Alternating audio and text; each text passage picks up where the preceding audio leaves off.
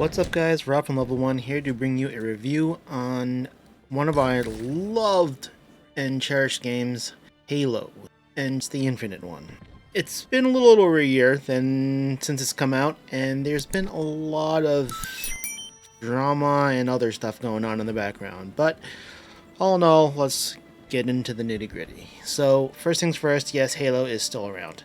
Recently, they just actually updated the game and released online co-op, which I got a chance to play on stream over at our Twitch channel. If you guys haven't, please definitely throw us a follow on that Twitch channel. It'd be muchly greatly appreciated. One of the biggest things right now has been the campaign network, co-op, and the mission replays. So if you guys haven't heard or wasn't aware, Halo, when it first came out, didn't have co-op campaign missions or anything like that online. That they finally released it after a lot of delay, and they've done so much to it.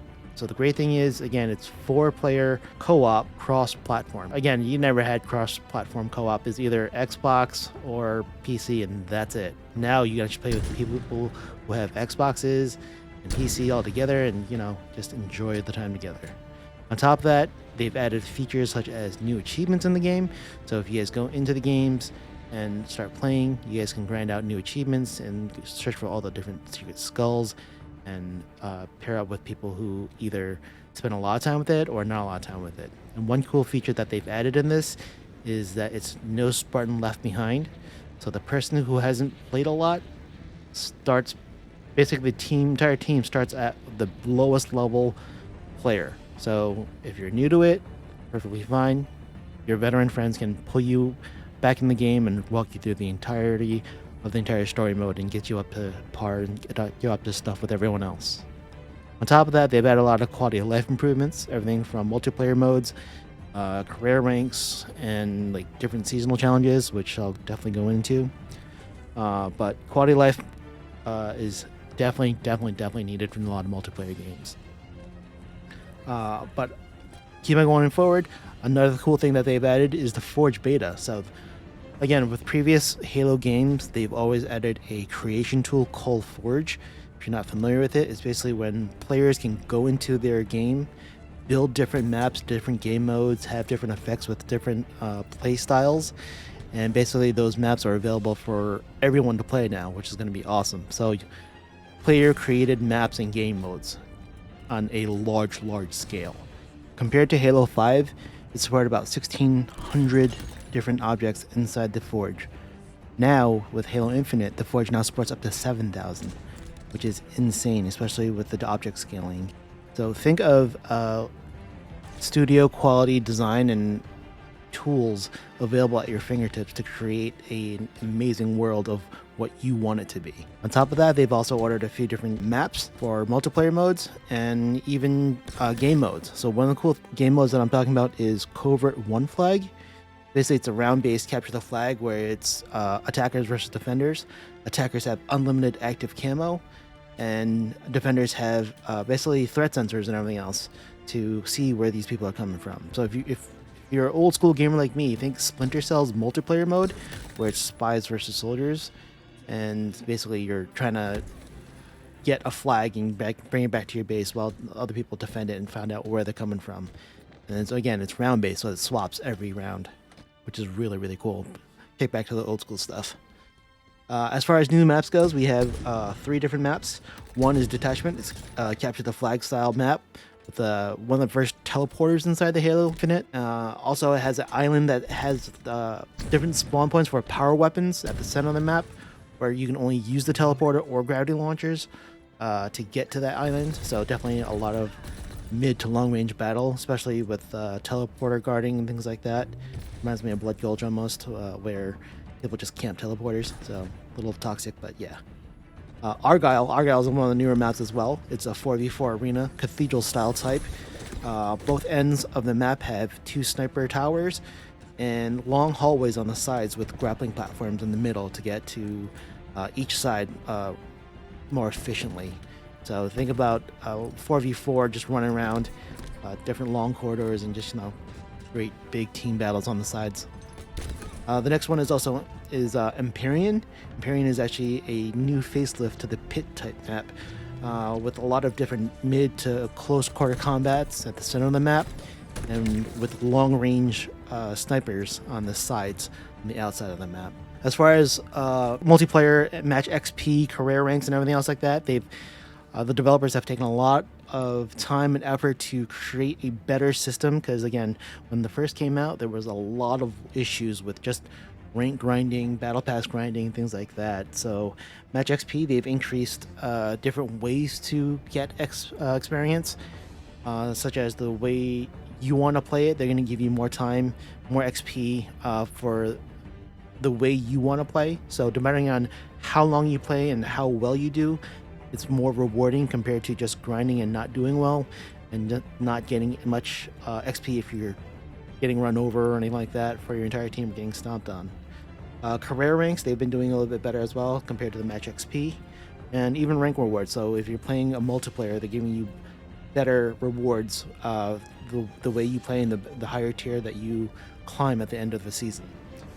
As far as multiplayer awareness goes and multiplayer benefits, the developers have given out a free 30 tier pass to say thank you to their players for sticking with them for so long, for having so many issues and having so many delays. But again, with the 30 tier pass, it's again free, don't have to pay for it. You can spend your time in grinding the 30 tier pass, which is fun, with the XP bonuses and things like that. On top of that, they also have events, the different fiestas and multiplayer events where you can get free like small 10 tier passes to get different Spartan cores and armor events and things like that, and different cool little tidbits for your guns and your tchotchkes and stuff. On top of that, they've been doing a lot of quality of life changes and add-ons, such as like better skill matchmaking, anti-cheat options, especially for PC. They've been seeing a lot of different issues where people would just load into a game, or it would load up a map, searching for maps, and just time out. They're getting better and better at it. It's taking a little bit of time again. So for Season 3, what we're looking at is a few different things. Again, it's going to be a new weapon and new equipment, along with other maps and stuff like that. But they really haven't really given too much out yet. But come soon, they'll have a bunch of different things coming up. But as far as the new weapon goes, one of the new weapons is similar to what the battle rifle is, but they're also taking away the scope. So think battle rifle, no scope, but does have the zoom feature like the pistol does. But if you get hit, there's no flinch, you don't unzoom or anything like that. So they definitely geared it more towards a mid to close combat style battle rifle. But haven't seen much of it yet, but we'll get into it once they release it. So we'll take a little bit deeper look after that. And then as far as equipment goes, it's called the Shroud. If you guys haven't seen it, it's pretty cool. Think of a smoke screen or a smoke bomb. You basically eject it out, it lands, and a big orb pops up. Basically, any player that's inside the orb is hidden from radar. Even if you're firing, you can't see out of it, you can't see into it, but it doesn't block anything other than sight and radar. So it's almost like an denial of entry type of tool where you can block off different things. I think it's going to be a great addition to Halo, since camo is cool, but again, if you have an on the go where you can have multiple players hiding somewhere, especially if it's a capture the flag or hold area king type of like King of the Hill type of map, it's definitely going to be an awesome addition to that, to really surprise players of who's in the smoke or who's in the camouflage or anything like that, compared to everything else. Besides those updates, again, the new season will have a bunch of different things, everything from different Spartan cores, different armors, different achievements and things like that. Quality of life changes, of course, which is per the norm. But yeah, the joint fire events are going to definitely happen. And again, if you guys get a chance to take advantage of it, please do. On top of that, they've added battle passes for the multiplayer, which is great. They have tweaked it a little bit, that way you're not doing so much grinding in the game, as much as, months and months and months of grinding. You're not like killing yourself to get to the end of the battle pass. Although there are a lot of people, surprisingly, who do the grind and go through all that stuff to get the full battle pass completed. which is amazing. I give it to them because, again, those are the true Halo players of our time. But still, it's not enough. Don't get me wrong. Getting into a game with some friends, slaying, capture the flag, King of the Hill, oddball, all that stuff, cool, fun, awesome. We need maps. We need maps. That's the only thing that's holding Halo back.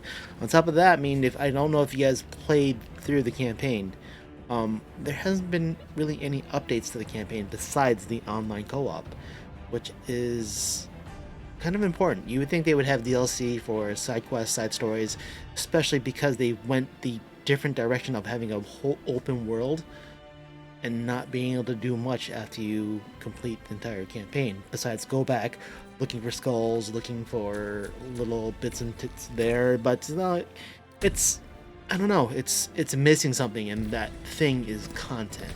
Since January, we know why. If you guys aren't aware, 343 has had huge layoffs, especially with the Microsoft camp, because of bad development or not enough development, with delays in releases, no DLC, no content, just no story content. It's missing a few things, but gameplay, they're doing as much as they can with this less little team that they have, I guess. But they're doing what they can, and again, we're pushing for them. We want to see them do well. I would love to see them do well.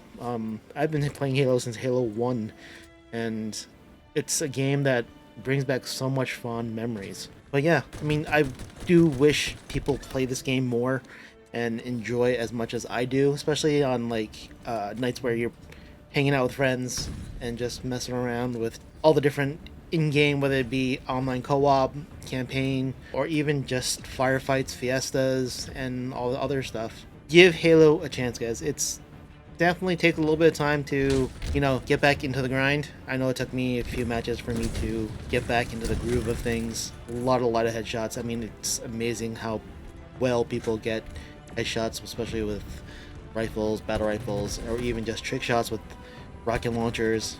Look back into it, download it. I mean, if you have it on Steam, if you have it on Xbox, definitely download it. Multiplayer is free. Campaign costs a little bit more, but yeah, it's worth it. For the online series, they did have it slated for about 10 years, but how things are going, it's kind of iffy to see where it's going to go. We're so far into season 3 of the battle passes and everything else, and they're doing better. I'm excited to see what else is on the horizon, especially for 2023. Let me know what you guys think down in the comments below. I'd love to hear back from you what you think has been working for 343, especially with the layoffs and everything else. How their multiplayers is going. If you guys haven't, drop by our Discord. Love to hear from you guys. But yeah, I'm Rob from Level 1. Catch you guys next time.